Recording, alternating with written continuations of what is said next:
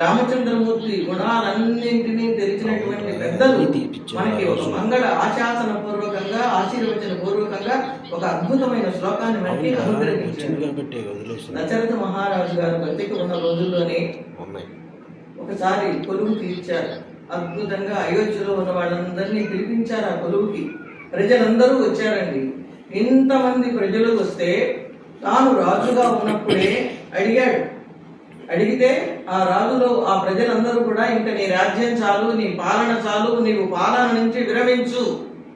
అదేమిటి నన్ను పదవి విరమణ చేయమంటున్నారు అంటే, నీ కంటే నీ పెద్ద పిల్లవాడు శ్రీరాముడు బాగా రాజ్య పాలన చేస్తాడని మాకు నమ్మకం ఉంది అని పాలనలో ఉన్న ఒక అధికారిని పాలనలోకి రానటువంటి వాడిని దృష్టిలో పెట్టుకుని పొమ్మన్నారు అంటే అది రామచంద్రమూర్తిలో ఉన్నటువంటి విశేషమైన లక్షణం. అప్పుడు దశరథుడు ఆశ్చర్యపోయి, మా అబ్బాయిలో నాకు